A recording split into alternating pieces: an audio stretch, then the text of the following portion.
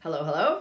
This is the third of our video series on the 4 foundation elements of dance. My name is Alison Carrier and I'm a teacher at Earl of March High School in Ottawa, Ontario, Canada.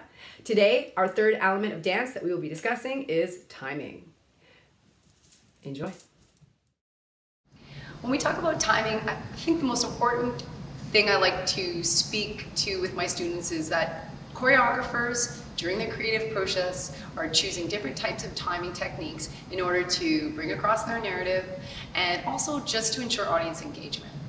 The easiest way to look at it is if I was to do a piece of dance and it was always the same speed, always moving in the same direction, at some point, if this lasted for 5 minutes or more, or even 2, my audience might become disengaged and I might lose pieces of that story that I'm trying to put across to my audience. So I'm using timing techniques to drive across the story and also to keep my audience actively involved in what I'm trying to create and perform for them.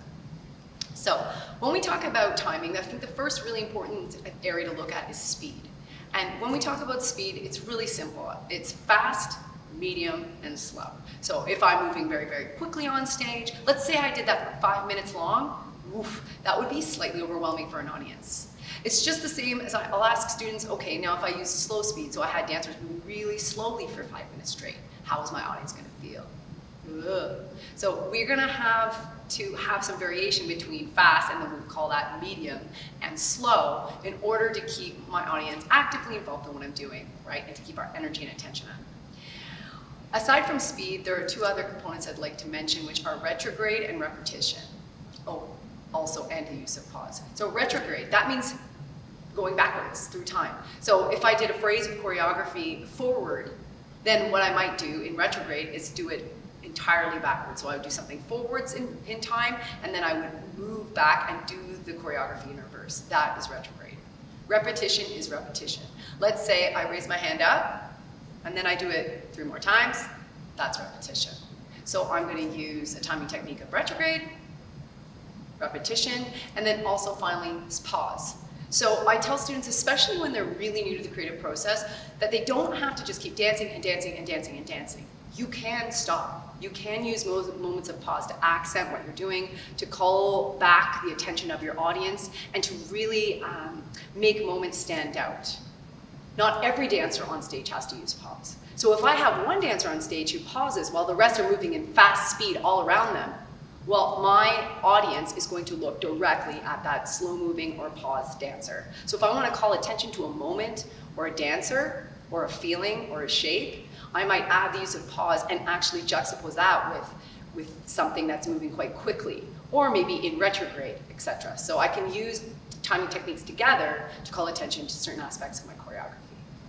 So borrowing from our shapes video and actually use of space video, I'm going to use the same phrasing I already have chosen to use. So to show you something that we can do as an activity with students to talk about retrograde. So what I might do is I would have them make their shape 1, let's say that's shape 1, shape 2, I forget, shape 3, that's what I had done. So I've got shape 1, shape 2, shape 3. Okay, so that would be going forward in time, because I picked this as 1, this as 2, and that as 3. So I might have students pick a shape 1, a shape 2, a shape 3, plus transitions, and say, great, okay, we've got that, that's moving forward in time. Now, put that in retrograde. So if you want to get that concept across quickly to students, this is probably one of the fastest ways I go about doing it in my classroom. So I would have shape 1, shape 2, shape 3. So now I know that to go through for retrograde, I have shape 3 here, and what I'm going to tell students is to reverse it. Now, because of the way we move, it might not be as simple to go backwards exactly the same. So you can tell students it doesn't have to be exact, but the idea is that we're going from the top to the bottom and back again. So then I would have shape 3 would now be like my shape 1, and then perhaps I would move through space shape 2, and then shape 1 is up here. So that would be in retrograde. So if I did the whole sequence together, maybe I would add count. 1, 2, 3, 4, 5, 6, 7, 8. And then I would move through it again. 1, 2, 3, 4. I don't 5, 6, 7, 8. Now I messed that up and did it a little bit differently, but again, after you have your students generally figure out what the retrograde will look like, what you have them do is just set that pattern and memorize it. And then I typically would have them work with another student. So now I've got 2 counts of 8, forward and backward. And I would have them teach their 2 counts of 8 to another group member. And then we would move on from there. Okay, so now I've got 4 counts of 8 with 2 dancers. Once I've got that, what I'll say is, okay, now I want you to add a moment of pause. Now I want you to add a moment of repetition. So perhaps what I would have them do is they would go 1, 2, 3, 4, 5, 6, 7, 8. So there's my moment of repetition. And then maybe my moment of pause is right here. Maybe my moment of pause happens in a different spot, like that part where I'm coming up. So they would pause there, and then they would move through their second shape and up. So what I just have students do is I would go around from group to group and just make suggestions. Where can you add repetition? Where can you add pause? And how are you going to incorporate that forward and backward motion through space? One more awesome activity for teaching retrograde, and actually all of these concepts of timing, is really early on in a semester, what I'll have students do is come up with a handshake.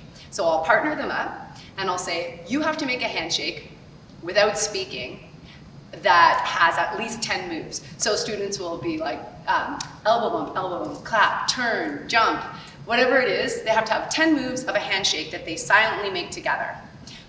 Once they've come up with their handshake, I'll say, okay, now put it in reverse. And then that's how we talk about retrograde, even there. So then silently together, they have to figure out a way to put it in reverse. And then as things go on, I'll make them face in different directions, add more transitions, and even build a piece of choreography off a simple handshake. So from 10 moves to tiny phrases of movement. A final note on timing methods.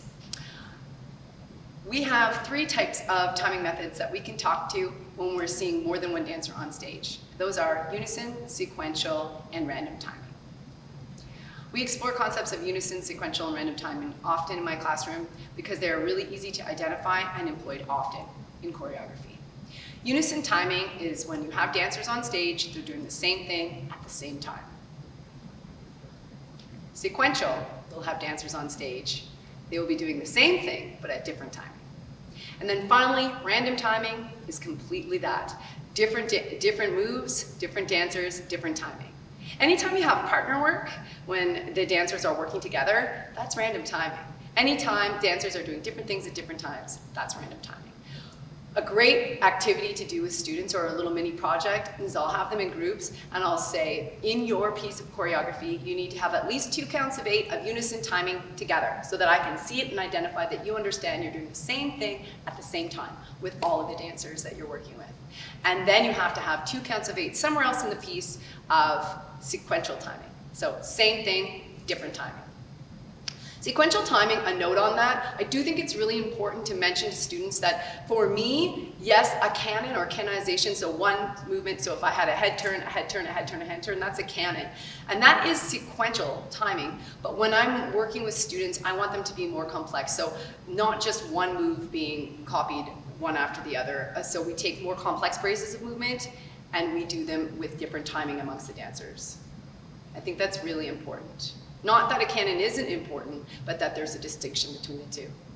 And then, so we'll have them incorporate sequential, and then I'll say you have to, at one point throughout the body of your piece, incorporate random timing, so all the dancers doing different things at different times. It's a great project, and it really starts to firm up their understanding of these 3 types of timing. Thanks for watching. If you have any questions or comments, you can leave them in the comment section below or check out the link on our video description in order to get additional notes on teaching timing in your classrooms.